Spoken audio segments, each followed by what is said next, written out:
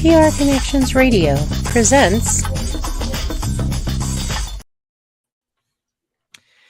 Welcome to the Sports Angle on PRConnectionsRadio.com, the voice of new media. I'm your host, Ian Rickelli, and we are here in the sports entertainment capital of the world, Las Vegas, Nevada, the greatest city to ever exist. And of course, I'm your host, Ian Rickelli. Follow me on all social medias at Ian Rickelli18 and follow our show at Sports Angle on PR. We are on all major platforms. Go to our website, thesportsangle.com. We release articles on there every single week. We made a recent article doing the power rankings in MLB, what teams are currently on the rise, what teams are going downhill. So we did an article about the MLB power rankings on thesportsangle.com, so go read that. We also upload all of our videos, and we do audio, video, and everything in between. All our links are on the website, so go check it out, thesportsangle.com. Also, we also, for all audio listeners on iHeartRadio and Spotify, we are on there as well, so just type in The Sports Angle, and you should be able to find all of our recent shows. And if you want to like, share, and subscribe, and turn on notifications so you don't miss any episode of The Sports Angle, that would be appreciated. So once again, we have a very special guest here. We got Dennis Holmes, Inner Thinkers Podcast. Welcome back to The Sports Angle. How's it going, my friend? Yes, I'm glad to be here. Thank y'all for having me. I appreciate it. Let's have a great show. Now, we'll get into the NFL in just a second. Obviously, this is more of a NFL-heavy show in terms of what we talk about. But we got to focus on the NBA real quick. We got to go to the hardwood. Because the NBA Conference Finals has been a tale of two different stories. Because the Western Conference Final was an absolute domination by one team. Whereas the Eastern Conference Finals, there's one team still kicking at the door trying to survive. Sure. So there you go. Kicking and stuff like that. Now, let's go to the West Coast very quickly because obviously there's a lot of Lakers fans. Lakers Nation is very prevalent here in Las Vegas. Just go to any sports book during the Lakers game. And yeah, absolutely. So let's just talk about the Western Conference Finals. Denver eliminating LA in a sweep for nothing. Nikola Jokic, Jamal Murray, Aaron Gordon, they put up a lot of good numbers against LA. But Dennis, what was your immediate reaction to how this series went with Denver absolutely dominating LA, pretty much not making it a competition? It was a mismatch that couldn't be solved that I was seeing. Nikola Jokic and Jamal Murray were basically having a high pick and roll and taking advantage of it because once Jamal Murray falls back with AD couldn't guard Jamal Murray. So what I thought it should have been LeBron guard Nikola Jokic. That way it'd be easier to guard the pick and roll. See, that situation, they took advantage of that all 4 games because they couldn't seem to stop it. But it's all right though because I still appreciate the Lakers because nobody had them being there but Sharon. Shout out to the Chocolate Girl. Nobody had them being there but Chocolate Girl. Nobody had them being there. I mean, they started off 2-10. They started 2-10. Yeah, the Los Angeles Lakers 2-10. Yeah. I mean, to make it to the conference finals with a brand new coach. Come on, man. That right there, that is good. I would say you are correct about people not having the Lakers be there. But if you watch the media, there was some bias there. There was a lot of LeBron fans and Lakers fans that were saying like, oh, they're going to be going all the way. They're going to go to the Western Conference Finals. Like there was a guy on Fox Sports. I'm not going to say his name. But every single week, he kept promoting the fact that the Lakers were going to win a title. Like, yeah, there was some people there. Oh, well, you know what I mean? But big shout out to Denver. Denver did what they need to do to advance. You know what I mean? They closed out in LA, swept them 4 games. Now, The other side is the East. And Miami dominated the first 3 games. And I mean dominated.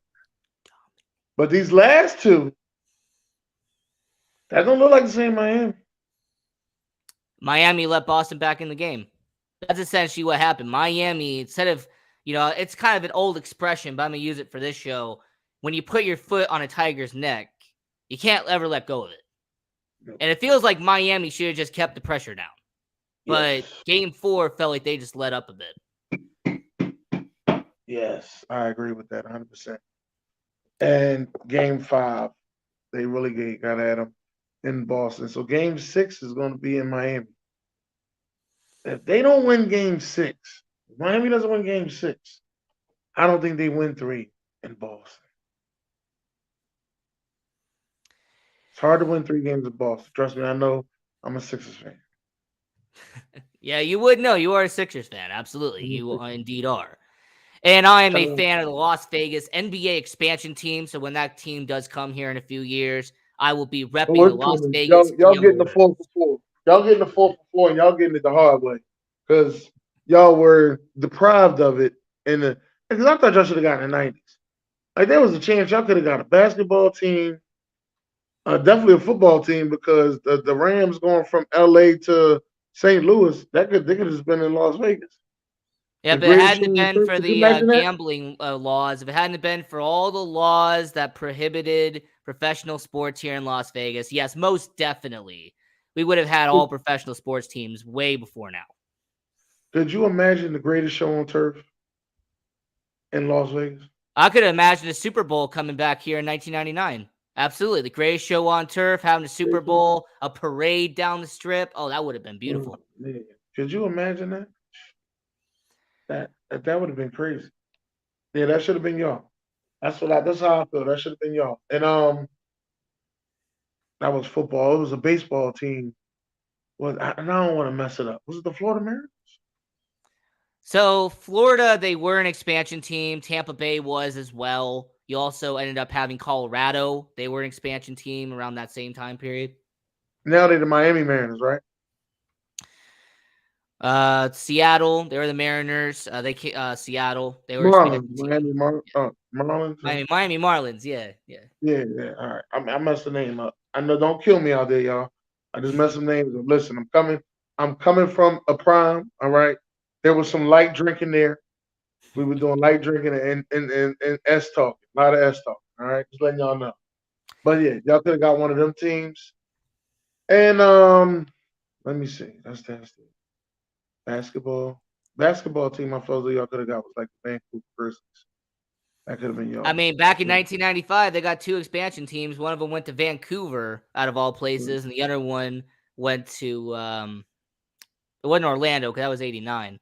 But 1995 was Vancouver, and I think it was Toronto, if I remember. So.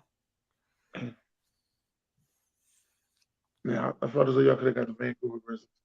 Yeah. Could have been the Las Vegas Grizzlies.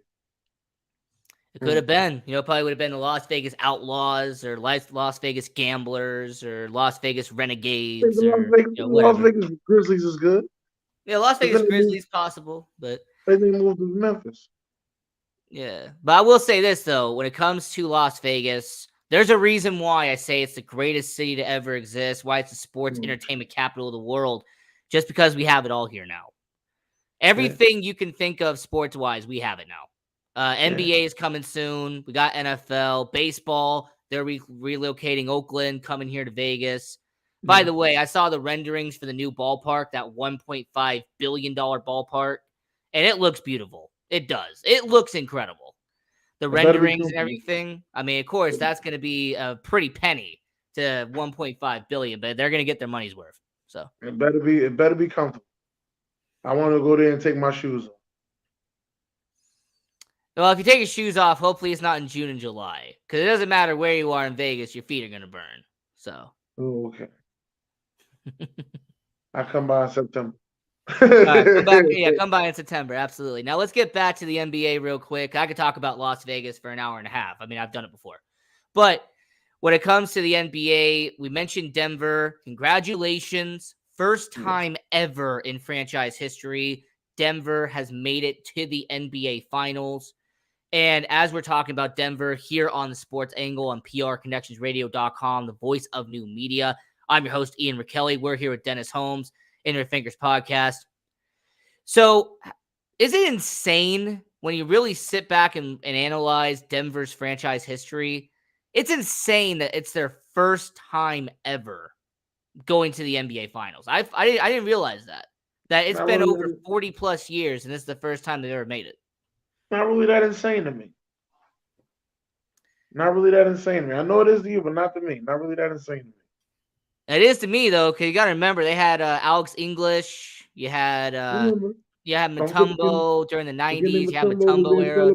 Because I think they was the first 8th seed to be the 1 seed. Don't quote me on that. Yeah, the 8th seed beat the 1 seed. It was like 1994 around there. Yeah, he was celebrating hard. Yeah. And then in 2000s, and I'm only going to remember this because I started watching the NBA around 2010, 2011, Carmelo Anthony, he was the man. Like, he was the guy in Denver. He was pretty much the face of the franchise. Hey, and it's crazy because he lost to the Lakers in the conference finals. That's crazy. Now I didn't think of that until you said something. He lost to the Lakers in the conference finals. Lost to Kobe, man. They had a hell of a battle. Yeah, Carmelo and Kobe, those are the best players back then. I mean, you essentially had two of the best players in the league going at it. Yeah. You sure did. I have to agree to that. Yeah. But do you think Denver, and we have a mutual friend who thinks Denver's going all the way. He's put a lot of money on it, saying that Denver's going to go all the way and win it. But when it comes to the Denver Nuggets, you see this as a possible scenario that this will be their first ever championship, and the Denver Nuggets will complete the trifecta because the Broncos have won a championship. The Avalanche won a Stanley Cup not even 12 months ago. Do you see the Denver Nuggets completing it and winning a title and bringing it home to Rocky Mountain High? It's a possibility. It's a high possibility. They got all this rest. Boston and Miami are still battling out. It's a high possibility. I truly do believe that it's a possibility that Denver can win the championship. And that'll just show you the growth of Nikola Jokic. Like, I won 2 MVPs, but I need to win the championship. And if Denver does win, Jokic has got to be MVP, right? If you do the Finals MVP, the Bill Russell Trophy, it's got to be him, right? Yeah. Well, all right. Well deserved. Unless Jamal Murray goes off.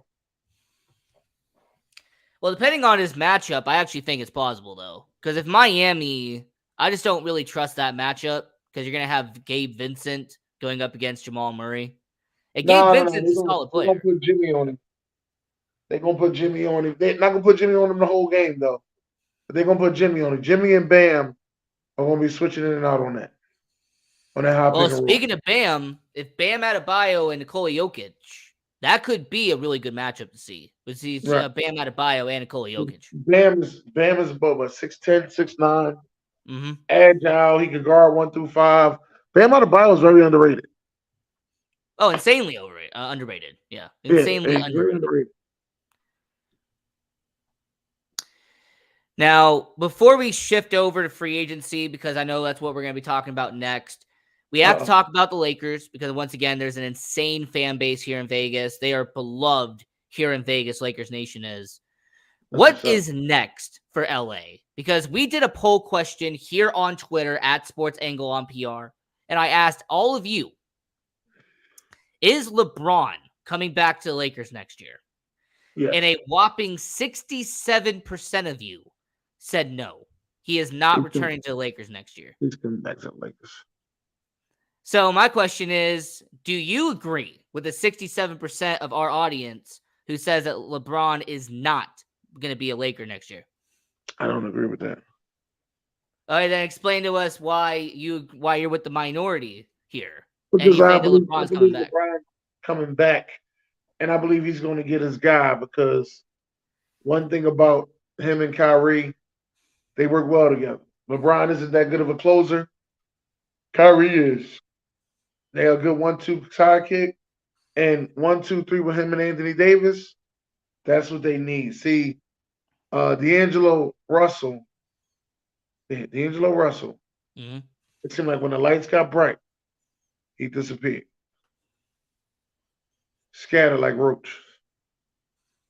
And for you to be that guy that's been tossed around and talked about, and people said you ain't that guy, and you keep saying, "No, I got ice in my veins." You got to show up in the playoffs. But I seen this back when he was with the Timberwolves, that he disappears like this when the lights are bright. So now you get Kyrie over there. I think this time Kyrie, plays all the games, has no situations because he's back with LeBron, and they go and they win the championship.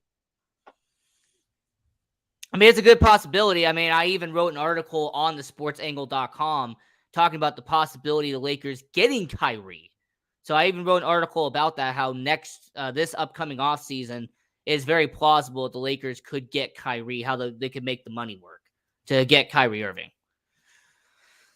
So this is kind of a self-plug there, but I would highly recommend checking out that article on the sportsangle.com, how the Lakers could get Kyrie in this upcoming offseason. Now, I will say heading into the NBA free agency, there are some really good players who are going to be available this offseason. And regardless if you're a Knicks fan, if you're a 76ers fan, regardless of who you are, if you're a Warriors fan, Lakers fan, there is going to be an insane amount of talent that is going to be available. But the number one free agent, and I've looked at multiple lists, I've looked at what CBS Sports and Bleacher Report and what a lot of people have put out, but almost the unanimous number one free agent heading into this offseason is your Philadelphia 76er, and that's James Harden. Shout out to James Harden. You deserve every dollar you're going to get. So this is going to be a two-part question. The first part is, do you believe James Harden will be back with the Philadelphia 76ers?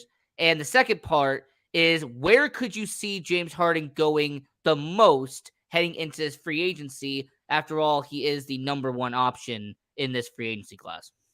I don't think he comes back with Philly, but I think we do a sign and trade. I think we sign him to the max and then trade him to Houston. And I'm hoping we get Jalen Green. That's what I'm hoping. Jalen Green and maybe a pick or two. That's what I'm hoping. And is there a certain team you'd want him to go?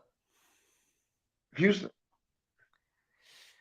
I kind of disagree, respectfully. Okay. I respectfully disagree on Houston just because I believe the way he left, I feel like that's a bridge that would take a long time to repair based off of what he did and how he left. That's what I thought, but, we've seen LeBron go back. Yeah, but to be fair, Dan Gilbert pretty much had to make an apology tour, and he pretty much had to set all these things in motion. So the owner actually had to make an effort to get LeBron back in Cleveland. Yeah. Now, I will say when it comes to James Harden, someone that I could see maybe as a potential in terms of being a team. I mean, there's a lot of options that you could put out there. But I think for James Harden, he's got to go to a team that will be able to make him a lot better. And what I mean by better is essentially, I feel like he's got to go to a team that can take his strengths, can take the stuff that he's really good at, and be able to use it to his full potential. And I won't be surprised if LeBron James does leave. Like 67% of our audience does believe that LeBron James' final season as a Laker was this past year. I will not be surprised if he joins Anthony Davis and does become a Los Angeles Laker. That's going to be my prediction here on the Sports Angle. I think James Harden definitely mean Kyrie will be going to the Lakers. That definitely mean Kyrie ain't going there. Kyrie and James Harden will not get along. Yep, absolutely. I agree with you on that. Now, speaking of Kyrie Irving, because he is the number 2 guy on this list, and Kyrie Irving, of course, going from Dallas, he was in Brooklyn, got traded to Dallas at the trade deadline. Dallas did not make the postseason, even though they did acquire Kyrie Irving for that exact reason. So, Dennis, where do you see Kyrie Irving going this upcoming offseason? What's a team off the top of your head that think would be great for him to go to? I said the Lakers. Another one I would like for him to go to. Maybe Miami. Maybe because he'll get in that culture, he won't be the Kyrie of old. Because that culture, it's about hard work, and they play hard, and they don't have no outside noise with them. So, you know what? That's a really good possibility. Now, I'm going to give you a angle, because this is the sports angle on PR Connections Radio, the voice of new media. And I like LA. Okay, I did write an article about him going to LA. But what about Kyrie Irving not going to the Lakers this offseason, but instead he goes to the Clippers and joins PG-13 and Kawhi Leonard in LA? That's a lot of people that don't play basketball. That's a lot of people. But that's a stereotypical Clippers move, no? To bring in a bunch of guys? I think they need to keep Russell Westbrook, because at least he's going to show up every game. You about to get 3 guys that don't show up every game? That's a lot. It's a Clippers move, though. That would be the Clippers move, though. I want to say the Clippers, but I think they need to keep Westbrook. I like Westbrook over there. All right. So that would be the first two. So for me, James Harden, I have him going to the Lakers. Kyrie, I would say go to the Clippers. Both these guys go to LA. Now, the third guy on this list is a Robin or a Nightwing in Milwaukee, and that's Chris Middleton. Now, do you see Milwaukee letting Chris Middleton go, or do you see him getting a long-term extension and staying in Milwaukee? I think they should let him go, but they're gonna give him an extension. But I think they should let him go because his light don't always shine bright. Like it did that the year it did shine bright.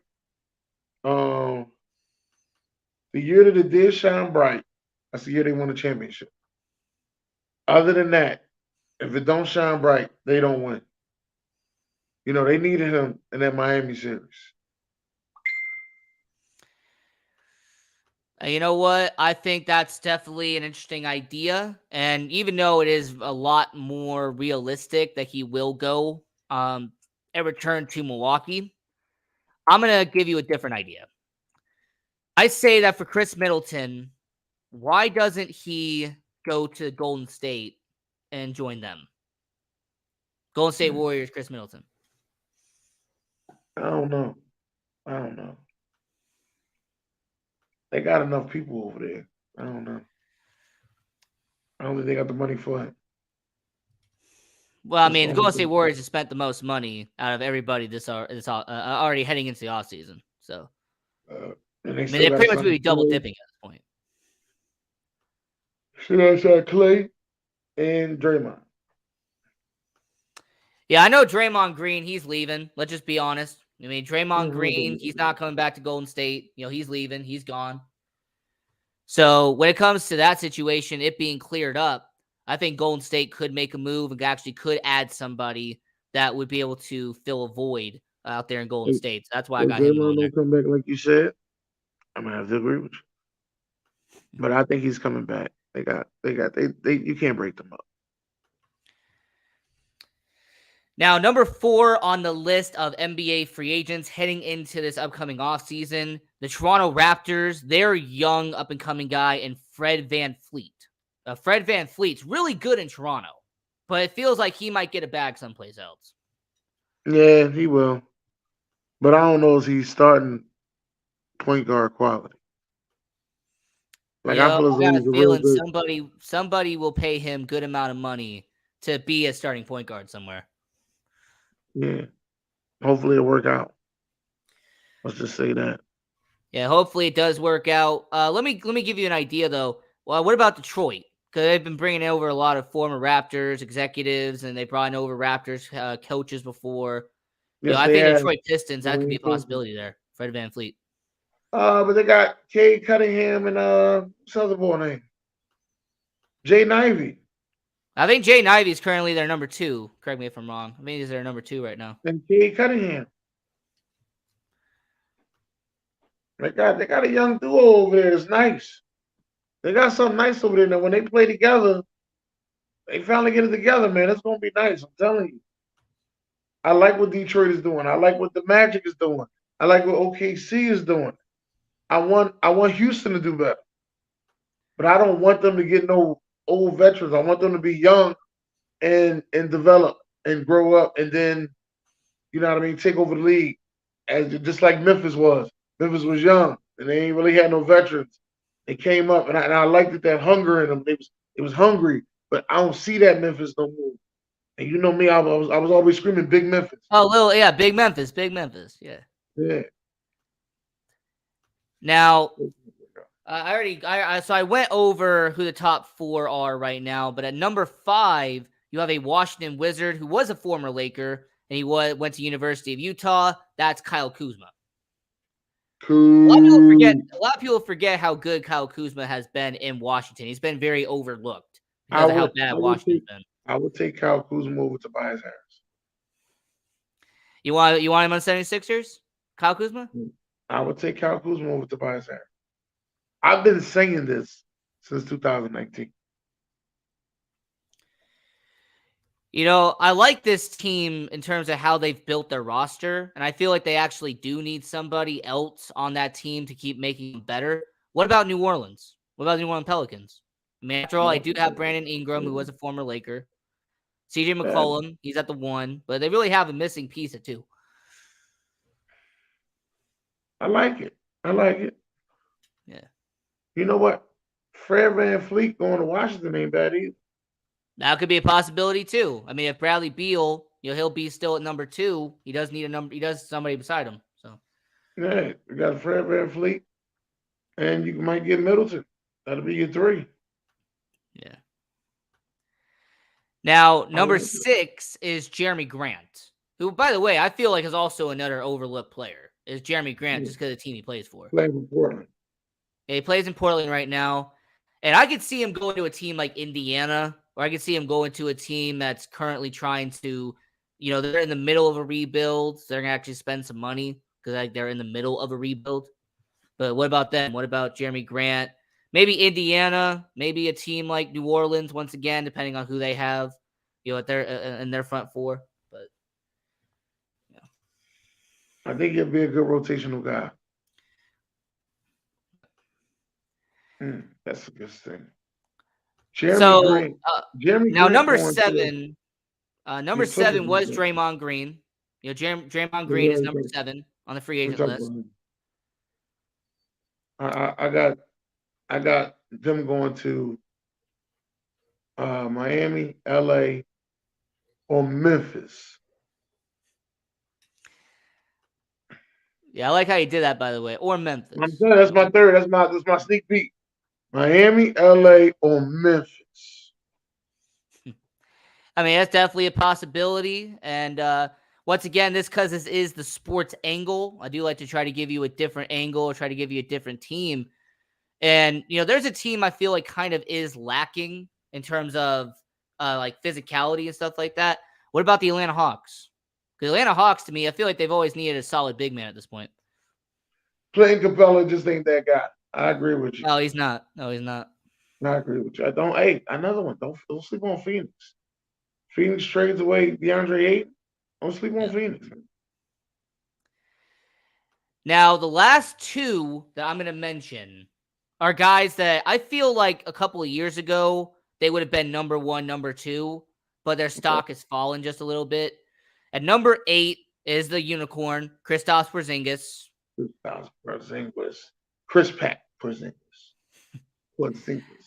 Number 9 is D'Angelo Russell. And then finally at number 10 is a Bulls center, Nikola Vucevic. Okay. I like Vucevic, but Vucevic don't take advantage of games much. Kristaps Porzingis is probably the best pick and pop guy out there. Yeah. Only thing is, since the injury, he ain't shown no flashes of him. Like ever since he left Dallas, he just ain't been him. I mean, I'll say this though: if there's a team that desperately needs a big man, I think Charlotte, because of what Charlotte's trying to do with LaMelo Ball. They're going to get Scoot Henderson second overall in the draft, so they're going to have a lot of small guys. But I think Charlotte definitely does need a big guy. So I think Kristaps Porzingis, that could be a player that could go with Charlotte. Okay. I like PJ over there. PJ PJ Washington?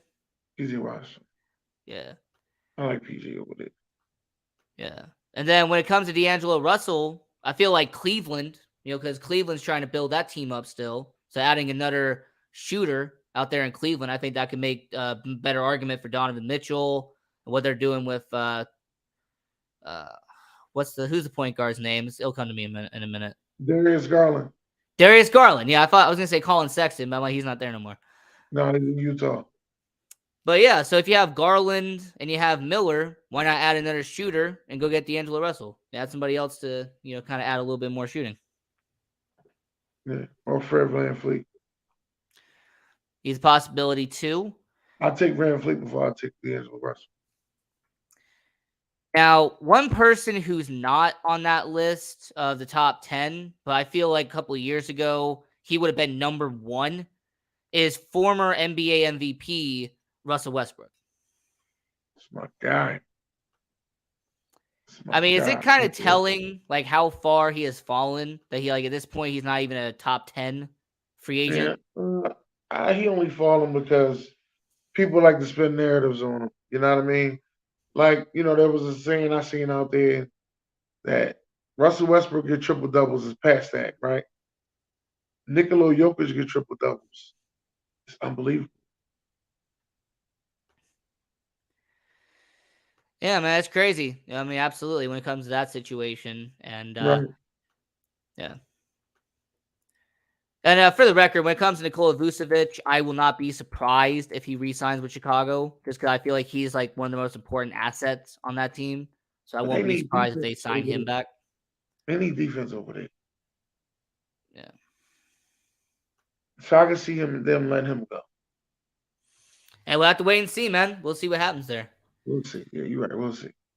But as we were talking about NBA free agency here on the Sports Angle on PRConnectionRadio.com, the voice of new media, I'm your host, Ian Rickelli. We're here with Dennis Holmes from the Inner Fingers podcast. And getting into the NBA draft very quickly here on the show. Now, people here in Las Vegas, you know who Scoot Henderson is. Scoot Henderson, Nevada, NBA G League Ignite. He has been here playing games, going up against former NBA players, and putting up stellar numbers in the G League. Now, I will say from personal experience, I got to go to a few Ignite games this past season. Me and my mentor, we went to a few games, watched, we were able to do media, stuff like that. But when it comes to Scoot Henderson, he is one of the best players I've seen live. Based off of what I was able to see him do, this was a guy that was able to spread out the floor, the way he took charges, the way that he able to initiate certain moves, sets, certain stuff going on in the NBA. I feel like Scoot Henderson is a legit ball player, and he'll go number 2 because Victor is such a big commodity that he'll go number 1. That's not a shock. But Scoot Henderson going number 2 to Charlotte, I think that is an impact player. And I will not be surprised if he turns out being a great player in Charlotte. But Dennis, what about you? Because obviously I'm getting to see him live. So there's a little bit of a bias there. But what do you think about the Charlotte Hornets getting a guy like Scoot Henderson coming out of Henderson, Nevada, the NBA G League Ignite? I think he's a good fit. Definitely a good fit over there. Him and Melo together is going to be nice at the 1-2. Because now you got to have a 2-guard system, especially in the East. You got to have a good 2-guard system. So I'm actually happy to see this, to be honest with you. I'm actually happy to see Scoot Henderson and LaMelo Ball get together. I don't think that Scoot Henderson is the best player in this draft. You know what I mean? I don't know who's the best player in this draft so far. But all roads lead to Victor Wembanyama. That's what I am going to say. So we're going to have to see how Victor Wembanyama does. That's what we're going to have to see. But Scoot Henderson is definitely a guy I got my eye on. And the next pick normally after him is Brandon Miller from Alabama, who they're saying is the best college player out of everybody in the NBA. Right. Now, I regardless if he think goes, I think he's a good player. Hopefully, if the legal situation don't pan out the way it's supposed to be, things should be really good. We're going to see though how he does. and with the legal situation, it feels like Jalen Carter, by the way, who's somebody that you would be very familiar with at this point. But when it comes to Jalen Carter, we're going to see what he does in year one. I feel like Brandon Miller is going to be on the same level, like because of what what happened his last year in Alabama, now going to the NBA. Right. I agree with that. I agree. We'll have to find out and see. Yeah, I we'll have agree to with wait. We'll have to wait and find out. And when it comes to Victor, and this is going to be a little bit of a rant here for the you. Right. NBA media, for the people on ESPN, the people on Fox Sports, CBS Sports, Bleacher Report, Athletic, can we please stop overhyping these number one players to oblivion? Like, can we please stop putting them on such a pedestal that it's near impossible for them to make it?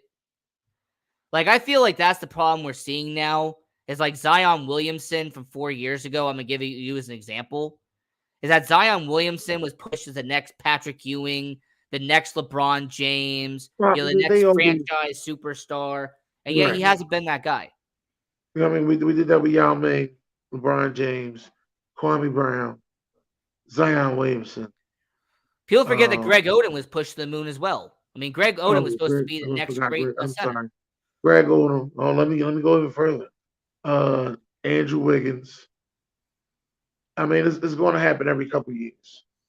It's just going to happen. But isn't the NBA media destining them to fail though? Like, are they putting them in such a high level that they're not going to be able to obtain it?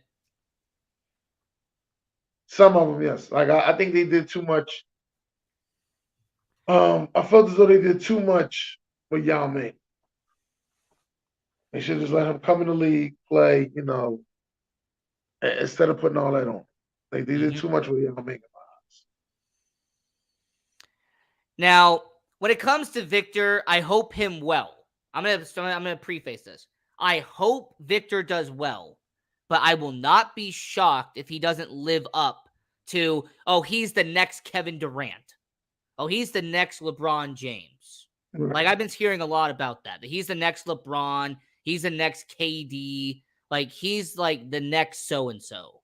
And like, I won't be surprised if he doesn't live up to that. I wish him well, but I just don't think he's going to live up to it. Right. I think only one I know that lived up to their hype completely is LeBron. Right. LeBron is the only one. I mean, you can make an argument that Yao Ming was in the Basketball Hall of Fame and he did earn his Hall of Fame ring. But still, even then, his injuries caught up to him. All right. Now, as we are getting towards the bottom of the hour here on Sports Angle on PRConnectionsRadio.com, the voice of new media, I'm your host, Ian Rickelli. We're here with Dennis Holmes, Inner Thinkers Podcast. When it comes to the NBA draft, when it comes to the draft lottery itself, you would know this as a 76ers fan because you did the process. Has the process worked for the Philadelphia 76ers? Like, this is a question I've been wanting to ask for a while. Like, did it actually pan out the way he hoped it would?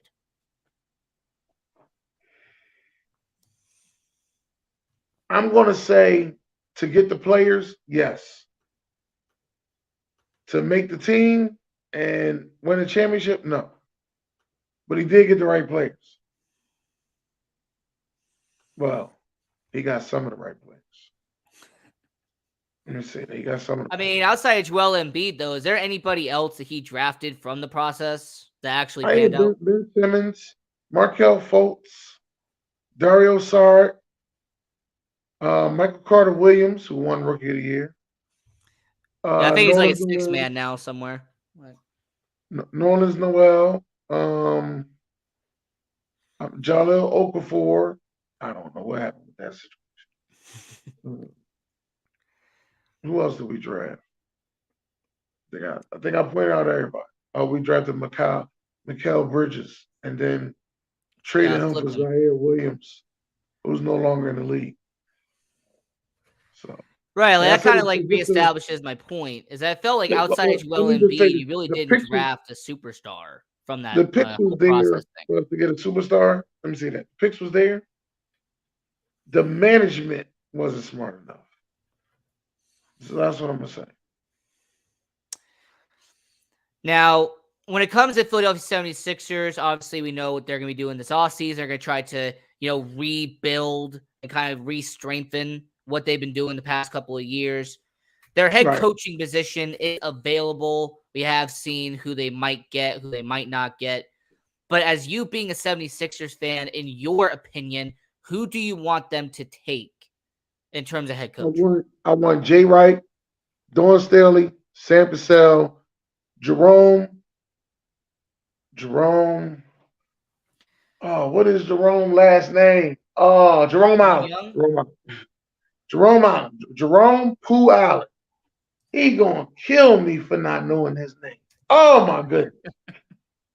He grew up in my neighborhood. We grew up in the same, like almost the same neighborhood, right? A funny story, right? My grandma, we lived not too far away from a bar. At the bar, they used to always have these coming home parties. Yo, welcome home, welcome home. I'm like, I used to tell my grandma, like, oh man, they coming home from college. My grandma said, them fools ain't coming home from no college. They come home from jail. You see them welcome home signs, them fools come home from jail. So now I go walk around the corner. This years later, I walk around the corner. My grandma told me that. Walk around the corner, I see a welcome home Pooh sign. Pooh Island, right in front of his house. I'm like, oh, he done came home from jail.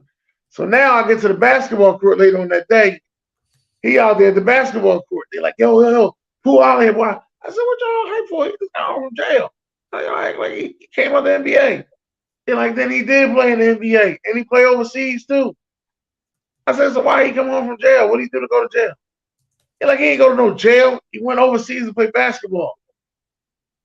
Like, he ain't go to jail? He was like, no. I was like, oh, okay. I was totally wrong. Listen to my grandma. I was totally wrong. But he is the assistant coach over there with the Detroit Pistons. Shout out to Pooh Island, man. Now, I'm going to give you who I believe Philadelphia should take. Okay. Because they've gone to the Greg Popovich assistant coaching well before. Brett Brown. You obviously remember who that was. Doc Rivers. But when it comes to the Popovich coaching tree, it's very similar to Bill Belichick's coaching tree. It feels like every offseason there's at least one assistant coach that gets brought in to be the head coach someplace else. And I believe that there is a assistant coach from the Greg Popovich era that the Philadelphia 76ers will get as their next coach. And I believe that answer will be his former assistant coach, then turned NBA champion coach, and that's Mike Budenholzer. Oh, Budenholzer? Oh. I think Budenholzer would be an excellent choice for the Philadelphia 76ers. Now, I'm going to be biased here. If Tom Thibodeau gets fired from the Knicks, he should be hired by the Knicks right away. The Knicks should immediately hire Mike Budenholzer. But if they keep Tom Tibbs in New York, then I think the next place he should go is Philadelphia. Okay. I think that's good. I'm going to have to agree to that. Yeah. I feel like if you don't bring in a former champion, then it really doesn't make sense why he gave up Doc Rivers. Well, I think Budenholzer is a great regular season coach. But it's hard for him to pull through in the playoffs. Like I said, the playoffs went good for them because stepped up in the bright lights. 22 for the Bucks. Oh, Chris Middleton? Chris Middleton, yeah. Now, I'm also going to mention, since we're talking about the head coaches really quickly, Detroit Pistons have apparently made a very lucrative offer to Monty Williams for him to become the Detroit Pistons head coach. And he turned it down. So where do you see Monty Williams going? Because I said originally I thought Toronto would be a good place for him to go. But if he doesn't want to go to Detroit, I don't really know why he'd want to go to Toronto. So yeah, I don't know. Yeah, he might come to Philly, but I don't know. Yeah. Oh, and for all Detroit fans, by the way, I'm not just going to say a name and not give you who I think could potentially be your coach. Yes, I know that Monty Williams, you gave him the bag. He said no. However, I think that there is a former head coach that could be your coach. I think Kevin Ollie could be your head coach in Detroit. I mean, after all, he was a head coach for many years, won a national championship at UConn. So I would say when it comes to Kevin Ollie, I think he would be a perfect guy for the Detroit Pistons. That's a good one. I didn't expect that one. Yeah. So, 45 minutes, we've been talking about the NBA. It's been excellent content here on the Sports Angle on PR Connections Radio. And before we move over to the NFL, Dennis, I just want to ask about NBA expansion teams real quick because it's been about 20 years since we had an expansion team. And I'm going to give you 5 cities, and I want you to tell me which 2 do you think will most likely get the expansion team. So the first one is Las Vegas, the greatest city to ever exist. My hometown, sports entertainment capital of the world, Las Vegas. You're going to have San Diego, which is one of the biggest populations to not have an NBA team currently. You're going to have Seattle, who used to have an NBA team, was taken away from them, and now they're going to want one back. I will say the Vancouver, because Vancouver used to have an NBA team as well. There's a big market. They want to add a second team in Canada. And then the last one is St. Louis. St. Louis, you had the Spirit of St. Louis all those years ago. And we all know that the Midwest, there isn't enough teams in the Midwest at this point in the NBA. That's a little, tongue-in-cheek there. So when it comes to the 5 teams, Dennis, who would you have as the 2 teams that gets an NBA expansion team out of those 5?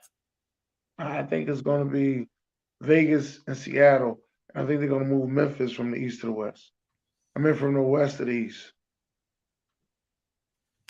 It is fair though, because it feels like if you're at 2 West Coast teams, you have to really balance out the divisions.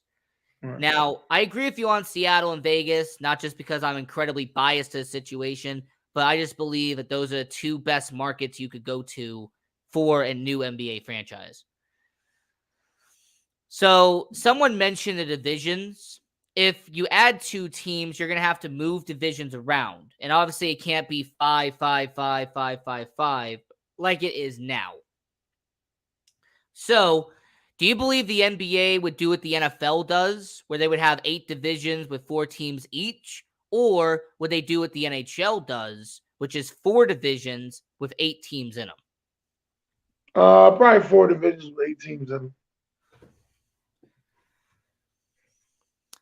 Weirdly enough, I oddly disagree. I think the NFL is probably the route they would go, just because they would be able to do the East, North, South, and West, but they would be able to split them up kind of American National, what they do in the NFL. So they'd be able to do geographical locations, but they would be able to split teams up and create new rivalries, bring more rivalries back, stuff like that. Okay. Like, my biggest critique of the NHL, by the way, their divisions has been because you have 8 teams in each division and they face off so much throughout the regular season that unless there's rivalries there, it kind of doesn't allow you to build more rivalries in terms of opposite divisions. So that's kind of always been like my negative to it, is that you have the same 8 teams, they face off like 20 to 25 times a year. So it's kind of hard to build new rivalries. Right. So as we are shifting over to the NFL, we're going to do underrated and overrated here on this show. And Dennis, I'm going to ask you, who are 2 teams in the NFL right now that you think are underrated? And then who are 2 teams in the NFL who you believe are overrated at this point? Well, you know how I feel about the Chargers. Overrated. That's a team that has the most talent on any team in the NFL is the Chargers, and the Chargers can't get it done. So they're overrated to me. Another overrated team. That's in the. Let me see. Overrated team in the NFC. I would say Green Bay. That's another overrated team. I don't know why everybody putting all this hype and love in Green Bay, but I don't see them being that good. And if I'm wrong, I'm wrong. Now, underrated team to me, number one is going to be the Jacksonville Jaguars. Underrated team. Another one to me is the Chicago Bears. Chicago Bears is going to surprise a lot of people this year. And trust me. With all due respect. There we go. With all due respect, y'all hear the this. Bears are going to probably win at the most 7 games this year. I don't see this team being above 500. I'm saying this as a Bears fan, as somebody who watches the Bears for 20 years now. This team is still going to be under 500. They're 2 years into a rebuild. I think that next year or maybe the year after, they'll start being a playoff contender. But right now, it's way too soon to be underrated. Now, Jacksonville, I feel like they're properly rated at this point. Like, unless you're saying they're a Super Bowl contender, then I would say maybe you're right, being underrated.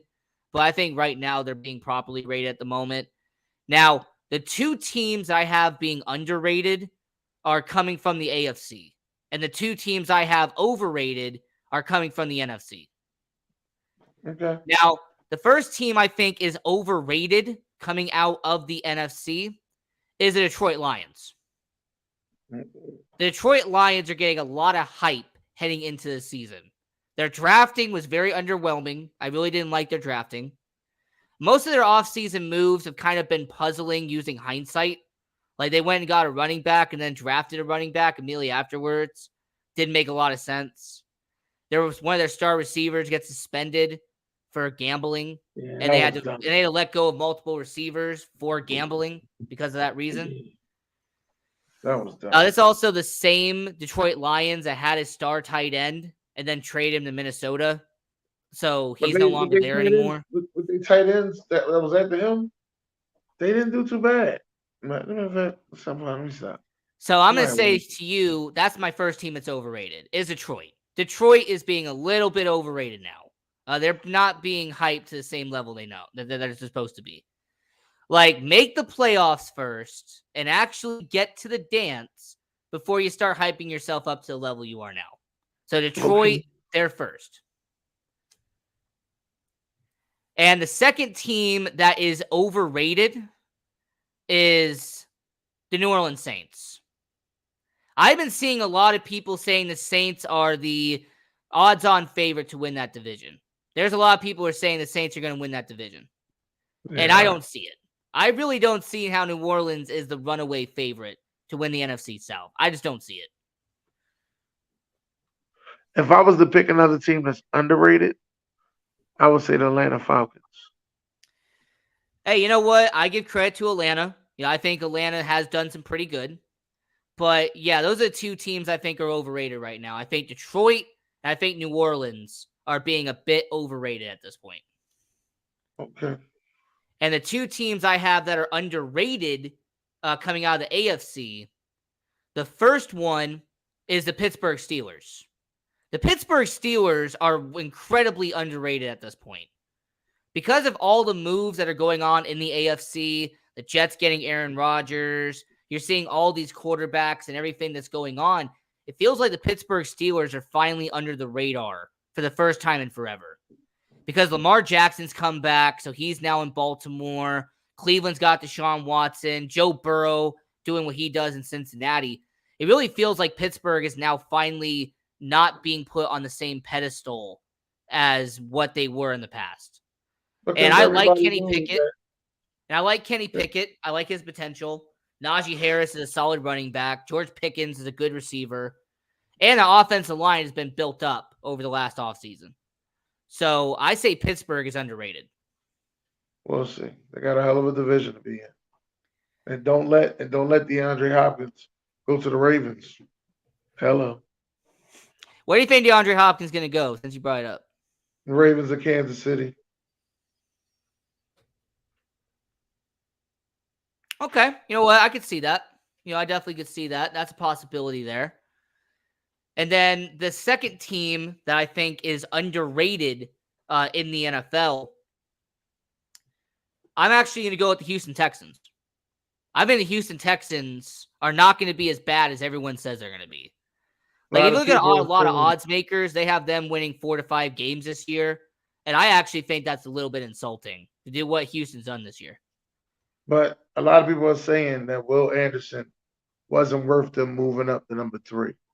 And I say it was worth it. Oh, it's worth every penny.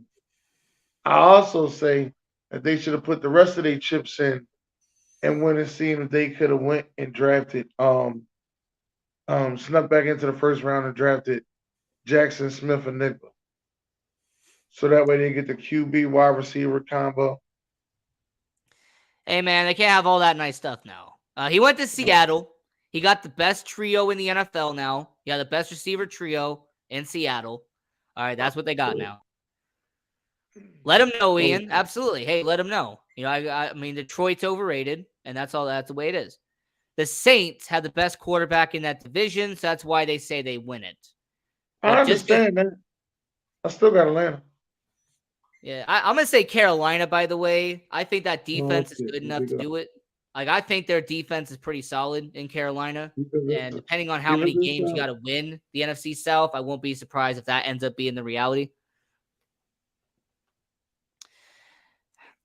You know what? I'm going to put them on overrated too. If I had to create a third one, the overrated team is the New York Jets. All right, the New Jersey Jets are overrated right now. Okay, if I had to create a third one, it's got to be the New Jersey Jets. Come on now. I like Aaron Rodgers. Not enough to draft him in fantasy, though. And you know what? Green Bay's underrated. If I had to do one NFC team, Green Bay's underrated. The odds makers in Vegas are hilariously underrating the Green Bay Packers. Just because you have Jordan Love, just because you have a new quarterback, does not mean they're going to be bad. Stop it. Stop that now. You smell that? Green Bay stink. But there's no way that Green Bay is going to finish last in that division. I don't know if you've been to Caesar Sportsbook lately, but they have Chicago above Green Bay, and I'm like, stop it. I do too. There's no way that the Packers are going to be worse than a rebuilding Bears team. Let me tell you this. Right now, Jared Goff is the best quarterback in that division. But when the season's done and over with, Justin Fields will be the best QB in that division. I don't want to say it's too much because I'm drafting in fantasy. You know what? I'm going to say this. When your quarterback class is Kirk Cousins, who is overrated and one of the worst quarterbacks in the NFL. You have Jordan Love, who hasn't really started a game yet, and you have Justin Fields, who hasn't been proven yet. Well, Jordan has started. Jared Goff is being the best quarterback is kind of not the compliment that a lot of people think it is. And they got the best wide receiver on the division.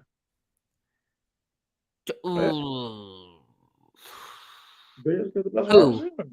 Who? Well, second best. No. I was going to say, Justin Jefferson is still the best. Come on. Jefferson, yeah, Justin Jefferson. Yeah, Amon-Ra St. Brown's number 2. But trust me, I saw him at USC. I know what he's about. I think he's number 3. I think DJ Moore is better. Yeah. D-Hop to Kansas City. I wouldn't be surprised. I would not be surprised if he started going ring chasing. I wouldn't be shocked. I said that a while ago. And the Packers have the best D. But now, pause. But yeah, the Packers do have the best defense, 100%. Pause. Yeah, the Green Bay Packers do have the best defense in the NFC North. I've said that for a while. In fact, that's why I think Green Bay can still win that division. Like, truthfully, I still think Green Bay can win that division. Just because of how good that defense is. They're not going to. This is the year Chicago gets their payback. And they get to say to Green Bay, I own you, bitches. This is the year. If we win one game, if we split the series, that's going to be considered a win. All right? It will be considered a win if we split the series with Green Bay.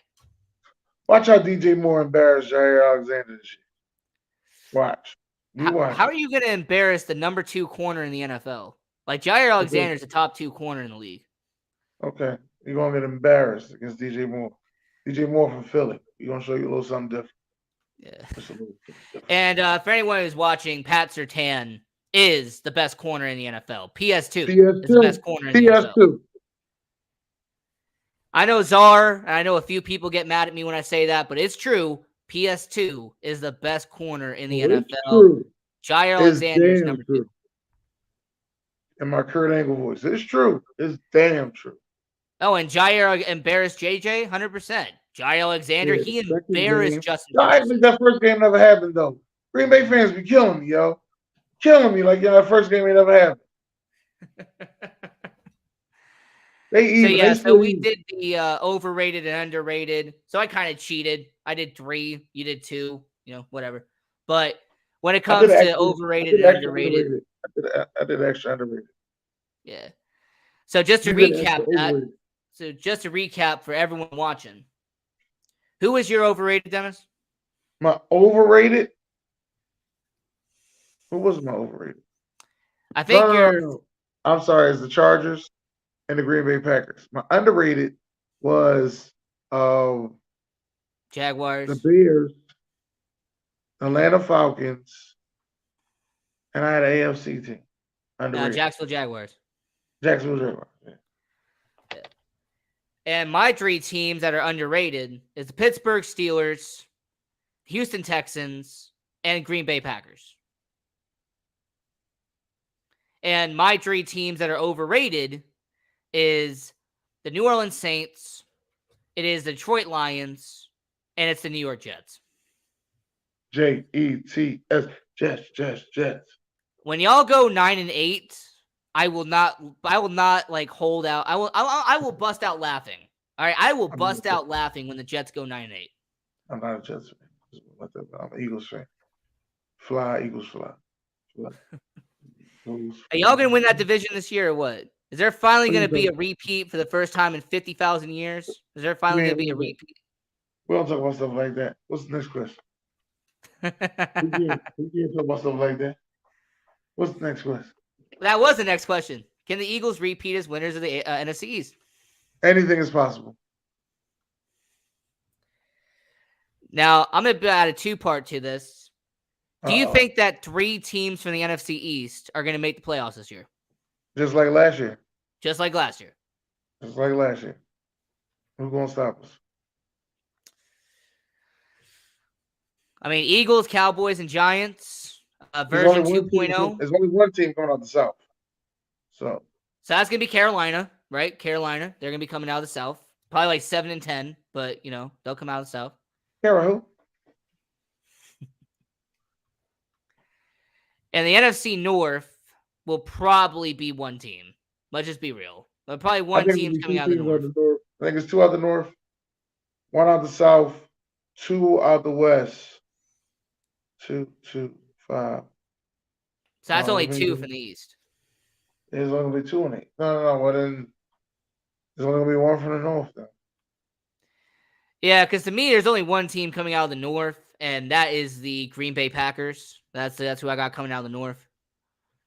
I already said the Detroit Lions are overrated. I already told you what it is. Detroit Lions are overrated. Well, you know who I said. Oh, yeah, of course. You're the greasy spoon. Right. No. I think the Bears are going to do it. I believe in Justin Fields. Hey, Dennis. I can't say too much. Because I'm in these fantasy football field games. Yeah, I don't know Waka Flocka now I think about it. I'm talking too damn much. Hey, you know what? If the Chicago Bears somehow win that division, that just tells me how weak that division is. Just being real. If they somehow win it, that tells me how weak that division is. Or maybe does that say how good of an upgrade that y'all made? Like we're still 1 year away, man. Like, let's just be real. We're still 1 year away. I don't mean you can't make the playoffs. We're still 1 year away from the playoffs. We're 1 year away. Just saying. Y'all got the dynamic quarterback in Justin Fields. He's dynamic. All right. I'm just saying, first 2 years was a rebuild. Year 3 is when they were going to start spending money, which is what's happening. What's happening now? Right. And then year 4 is when you make the playoffs. That's what it is. I mean, year 4 is when you make the playoffs. This the year you can sneak in this year because the Vikings lost too much. Detroit didn't hit where they were supposed to hit at. They still have a chance to win the division, but they didn't hit where they were supposed to hit at. They should have got more defense because they had a problem on the defense end of the ball. And speaking of Minnesota, Dalvin Cook, you think he's going to get cut? June 1st. And where's he going to go? Where is Dalvin Cook going to go that desperately needs a running back? That I don't know. I was thinking Dallas. That's what I was thinking. I was thinking Dallas. I was thinking Tampa Bay. But I don't know. What about? I'm trying to think of a team. New England, maybe. What about New England? I don't know about New England. Hey, what if he joins his brother and goes to Buffalo? Buffalo Bills. I mean, that's a possibility. I mean, Buffalo Bills. They still need a running back.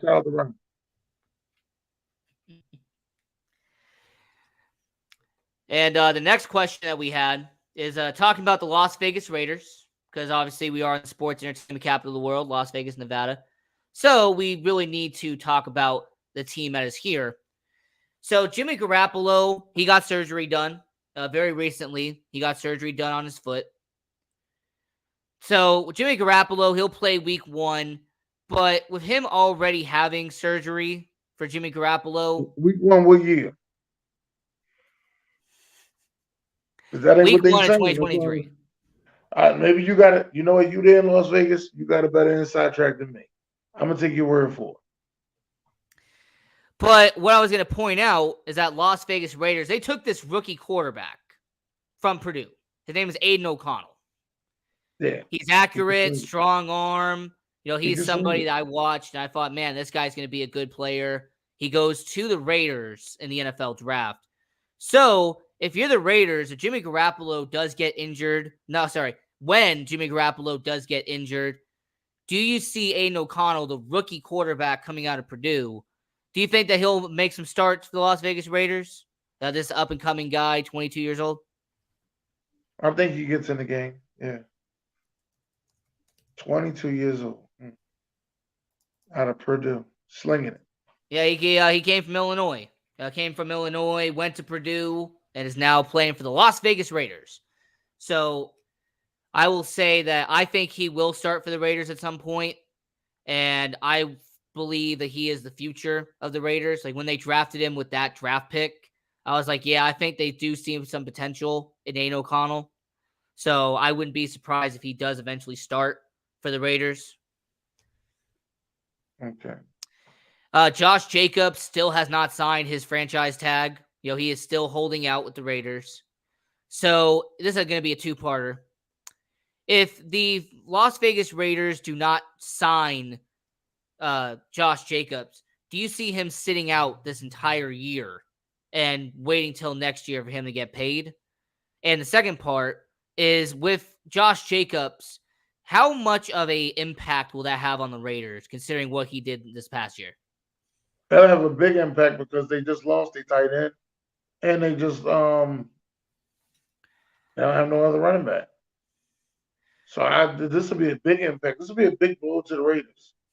This ain't looking good for Raider Nation. I was talking to some Raider fans about a couple hours ago. I said it ain't looking good for y'all. And Josh Jacobs may hold out. He just may. He just may hold out. And that's another thing that's like kind of creepy. Like, damn, he gonna hold out and wait a year and wait to get his money? Yeah. Y'all don't want to pay running backs. Y'all treat running backs and middle linebackers like they're unappreciated in the NFL. And somebody got to do something about it. Now, here's a part of the question that I need to ask you. Because I was at work today and I seen John Gruden is in New Orleans helping Derek Carr. What in the blue hell happened to his ban from the NFL? Apparently, that ban from the NFL has either been lifted and nobody was told, or he went there on his own dime, and essentially, because since it was OTAs, he was allowed to be there. But I think he was like, well, but I'm leaning Snyder towards the told, first part. I think that his ban got lifted because of everything that's been going on the past year. I wouldn't be but surprised if it did get lifted. Snyder sold the team, so that's probably why his ban got lifted. Right, all that blackmail and everything, that's gone now. So Right. But I was just shocked. I was like, what in the Raider Nation? So I think he got brought on as a consultant with the New Orleans Saints. He's now a consultant. Right. That's good. Just like how Rob Ryan is a consultant with the Las Vegas Raiders. Now they brought in Rob Ryan for the defense for some reason. That's good. And speaking of the defense here in Las Vegas, they really didn't do much in the draft. You did get Tyree Wilson, but he really didn't add much on top of that. So when it comes to the Las Vegas Raiders, that defense was rated towards the bottom of the league last year. They did move some parts around, but with the Raiders and who they go up against in the AFC West, do you see the Raiders actually being somewhat competent on defense heading into this year? Or is it going to be kind of the same old from the last couple of years? Well, they deep on pass rush, so they're trying to get pressure on Patrick Mahomes because Mad Max is doing his thing, but Chandler Jones just wasn't that guy last year. Nah. I mean, he showed up against the Patriots, but he wasn't that guy last year. Weirdly enough, Yannick Ngakoue was kind of the same way too. Like he kind of didn't perform to the same level. He's a basic DN right now. That's how I felt. I was never really a fan of it. I felt as though he flourished because he had a dominant D line, not because he was dominant. I mean, that's possible. That definitely is possible. Hey, Raiders, I'm just going to reach out to the executives here. Casey Hayward got released by the Falcons.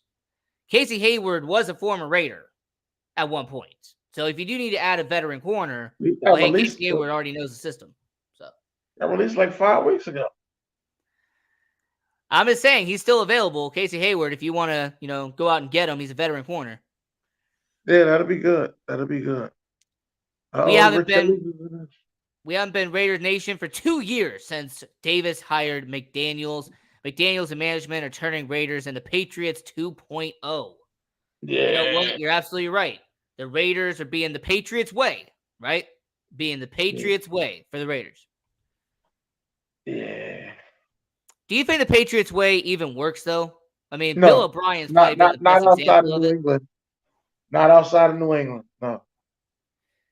But hasn't it been Houston, though, that's been the best example of the Patriots way? Which is kind of sad when you think about it. But I think Houston might be the best. I feel as though there's another team besides Houston. Maybe Tennessee with Mike Vrabel. Tennessee. Okay, yeah. Tennessee. But, I mean, he's originally from Houston, so.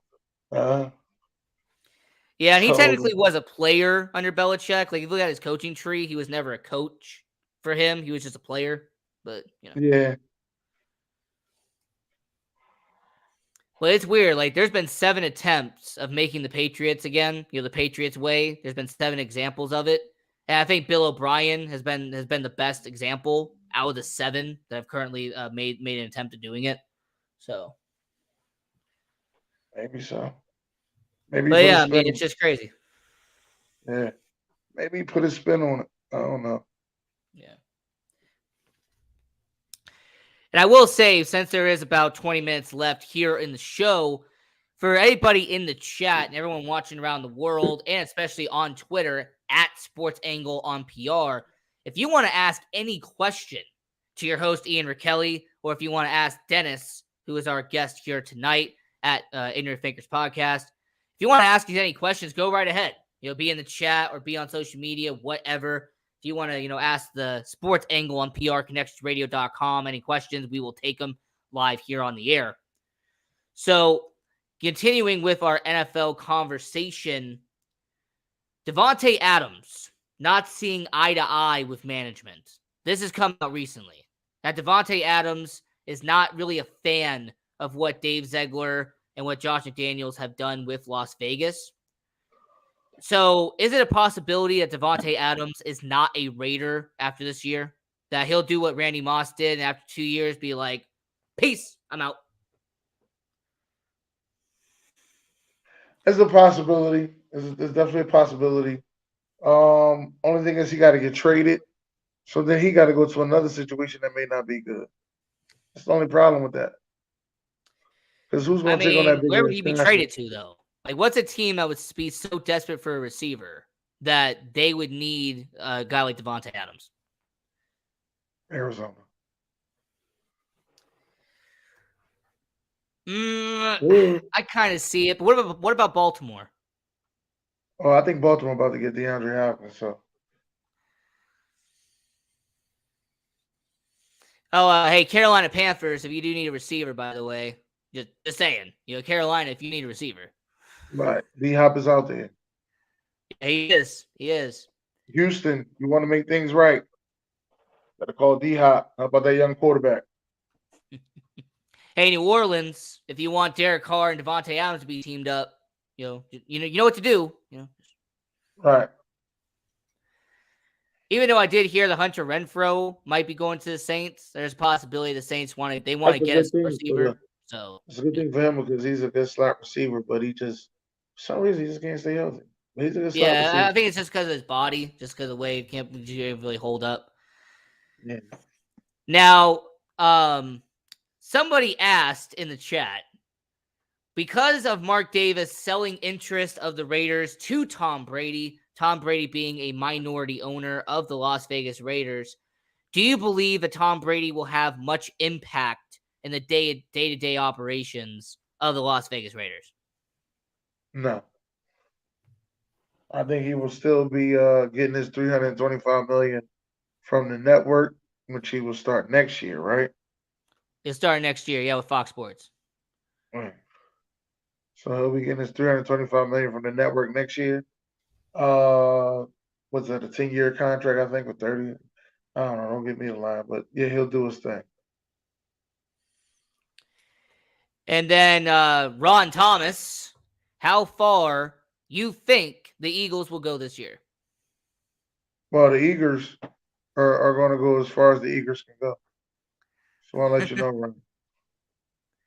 But the Philadelphia Eagles, on the other hand, first game of the season they play against the New England Patriots. So that's what I'm worried about. First game of the season, New England Patriots.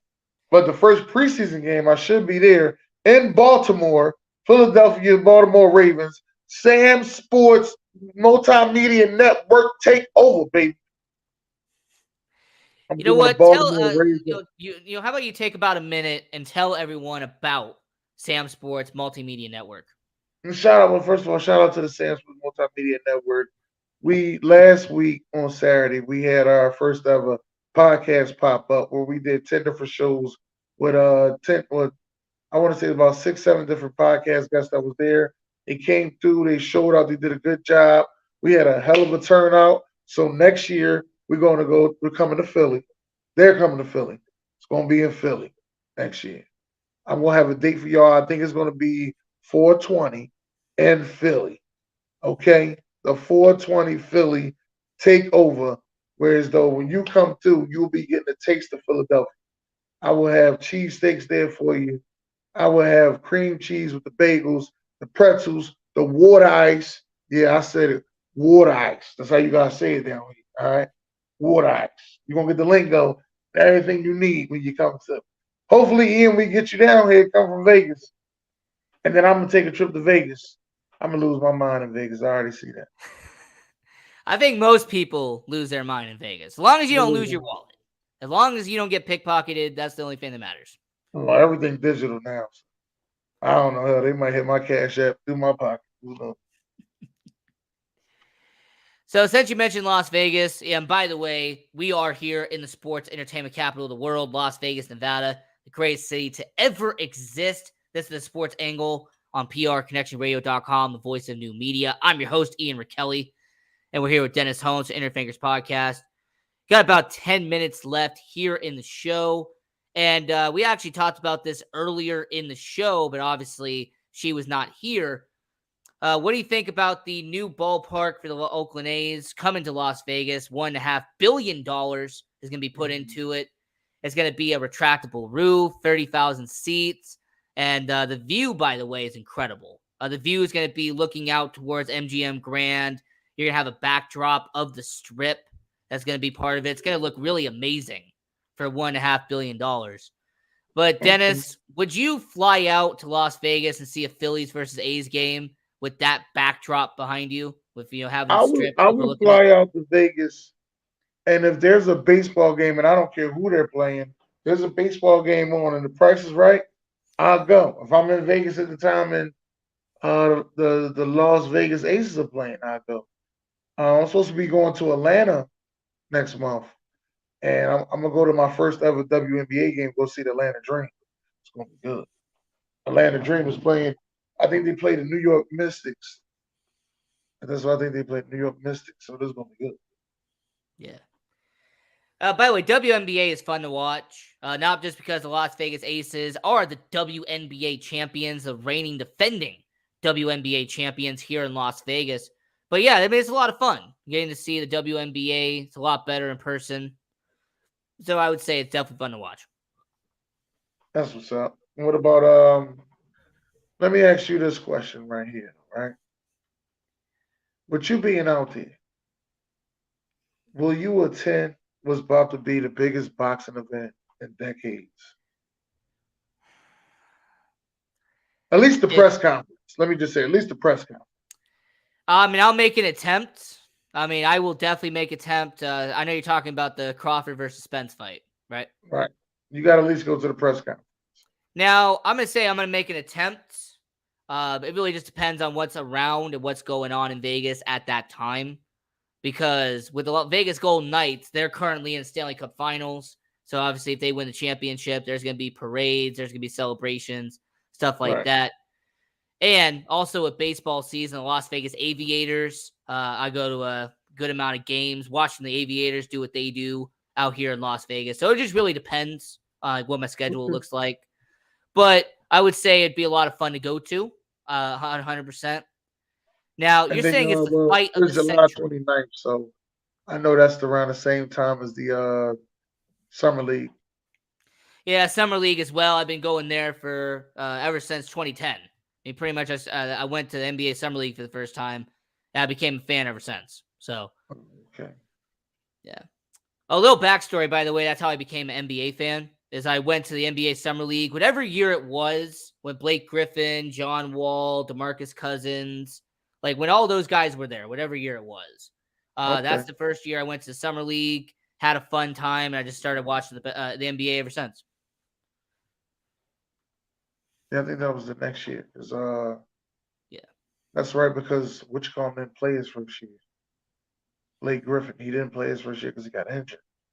Right. So yeah, I just remember I just remember going to the NBA Summer League, and the big deal was they had like 2 number 1 overall picks at the NBA Summer League. So I think they might do that again. Well, this time it'll be 2 number 2 overall picks. Because they'll have Holmgren. Yeah. Yeah, who's wearing a sports bra while he works out. Don't act. Yeah. But I like Chet Holmgren a lot, man. I got to see him one-on-one. One of the things that I go to now is the Allen Iverson Classic games. Because they're more East Coast games, East Coast bias. So the next one next year is in Virginia. This one just passed was in Jersey. One before they had 2 in Memphis. So that's kind of my thing. I like going to those. And everybody's just so nice, pleasant, approachable. Hey, how you doing? Talk to you. And it's a nice, comfortable spot to be at. Just good old wholesome basketball of top players going to college. And then some of them a lot of them are lottery picks. That's the crazy thing about it. Yeah, it is crazy, actually, 100%. And I will say when it comes to basketball, it's always a lot of fun to watch, regardless if it's, high school, college, NBA, regardless of what level it is. I mean, it's fun to watch. Now, I prefer watching it on TV more than I do watching it in person, but I have a feeling you might be different. Like, I just prefer watching it more on TV because there's a lot more you can see, the presentation and stuff like that. Right. I do both. I do both TV and person. Sometimes I like watching on TV because if I ain't got a seat at a certain spot, I ain't going. Like it's So what either kind of spot the do you need to be at? highest I'm going is club level. And now that I've been to the Eagles Stadium and I've seen that the club level seats ain't bad seats, I might go. I might pay for a couple of them. The club level seats are pretty good. Like I sat there and sat in the club level seats. I was like, this seat is comfortable. This is pretty good. I'm against the wall. I like it.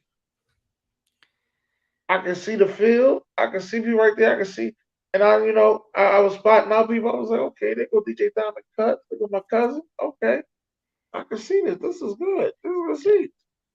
So, Dennis, let me ask you this. Are you afraid of heights at all? Yeah, I'm afraid of heights. Listen, I'm still scared to fly, and I fly Spirit. Get that out of the way. I'm afraid to fly, and I fly Spirit and Frontier. Okay, I absolutely answers my question because I'm going to say this when it comes to like media boxes, like when it goes like press boxes or media centers, there are some places where they put their media center all the way at the top. Like you're pretty much up in the rafters watching the game from down there. Yeah. There's one arena that does it. I'm not going to name which one it is, but there's one Okay. arena that you pretty much are at the exact top watching the game from down low. Man, I just can't do it. Like I don't apologize. I just can't do it. Just because like I'm just not a heights person. Like I'm not afraid of them, but from that high up, it's just like, oh gosh, dang, they look like ants.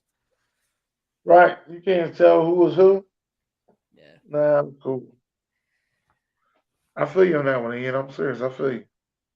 I mean, the view I looks ain't nice going. though. The presentation looks nice, but it's just like, yeah, I'm too high up. So Yeah, but at the club level, for the Sixers game is perfect. Eagles game is perfect. yeah, Um, even the Phillies game is perfect club level. It's yeah. perfect club level. Man. All three of them is perfect for me.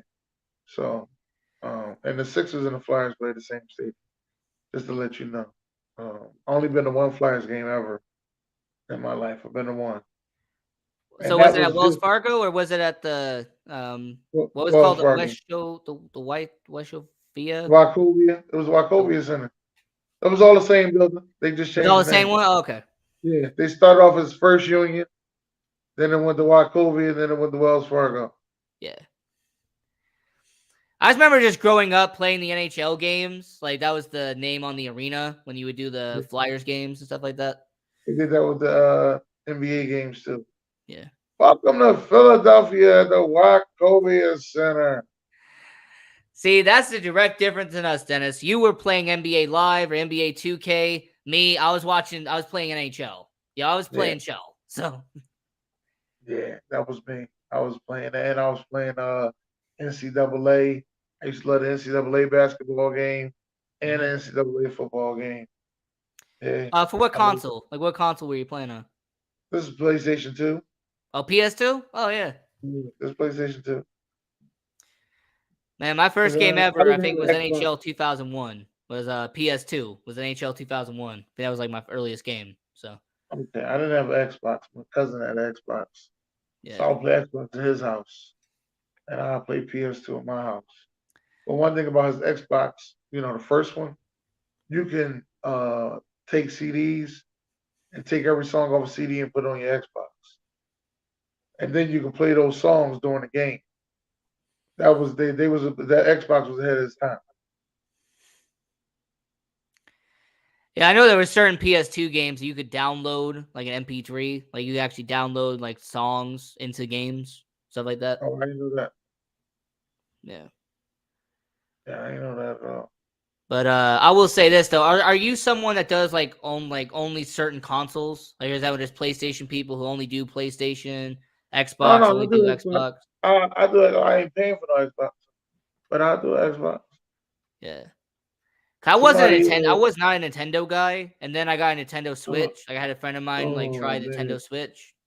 Let me tell you something. Go get you a Nintendo 64. Go get you a Nintendo 64. Hopefully, you can get the 007 game for cheap. Yeah. You gotta get 007. You gotta play them wrestling games. The best wrestling games is on Nintendo 64. Which game is it? You got WrestleMania, No Mercy, and NWO versus WCW Revenge. Those were the best wrestling games on Nintendo 64. When you play them, you're gonna be like, well, nowadays you're gonna look at like, what the fuck? But then when you see how many moves and you're like, oh shit. WCW versus NWO. Okay, Ron. All right, I see it. I see it. Revenge. Now, we got about 3 minutes left here in the show. So very quickly, Vegas Golden Knights are in the Western Conference Final. Game 5 tomorrow, Dallas Stars at T-Mobile Arena here in Las Vegas. And I'm going to say, as a very biased fan, go Knights, go. I hope they beat Dallas, go to the Stanley Cup Final, and I hope they beat Florida so we can have a parade down the strip. All right, I want that. I don't know if Dennis wants that, but gosh dang it, I want a parade down the Vegas strip. You know what? I'm gonna wish it for you. Okay. There you go. I'm with you, Ian. We need a parade down the strip, man. We need a parade to shut off the entire street and have the parade going down the strip. I just want to see about it. I want to see what the strip look like when it's flooded for the parade. I want to see that. And you know I'm going to be there too. Like you will know I'm going to have my tripod and camera and everything. I want to see somebody get too drunk and jump in the waterfall. Oh, I guarantee you that probably would be no, I'm not going to say his name out of respect. I'm not going to say his name. I just want those are the things I want to see. Somebody get and you one of the players probably run a little boat to ride around in there. Yeah. Yeah, do a Bruno Mars, but get one of those jet skis and just start, driving it down the waterfall and all everything like that. Right. Yeah. 'Cause they got nothing on you, baby. Now, we have about 1 minute left. So, Dennis, tell everyone around the world what projects you're working on and where they can find you. The Ignorant Thinker Podcast, we're working hard. Like I said, we're going to do a joint 420 next year in Philadelphia. That's one thing I'm working hard on. Other than that, the next big event we got coming up is the invasion of Baltimore. The Eagles versus the Baltimore Ravens. First preseason game is actually on my birthday, August 12th. So I'm going to be in Baltimore having a ball August 12th. Sam Sports Multimedia Network takeover. We will be there interviewing people, tailgating, and having a good time. That's what we'll be doing. And we'll probably be hitting up a bunch of tailgates. I ain't gonna say a bunch, but a couple of tailgates throughout the year. We're gonna try to go over there to Jersey to go see June and B. And we'll go over there and hit the tailgate over there. So those are my thoughts there. And there you go. And definitely go support him because he's been a longtime supporter of the Sports Angle on PRConnectionsRadio.com, the voice of new media. So once again, Dennis, always appreciate being on the show. And always subscribe, like, share, follow, turn on notifications so you not miss any episode of the Sports Angle on PRConnectionsRadio.com, the voice of new media. And we're going to be doing a marathon show on PR Connections Radio. It'll be a marathon show from 10 to 6 on Sunday. That's going to be a fantastic show. We're going to have all people from PR Connections Radio be part of the marathon. It's going to be fantastic. So stay tuned for that. Until next time, I'm your host, Ian Rickelli, and we're here in the sports entertainment capital of the world, Las Vegas, Nevada.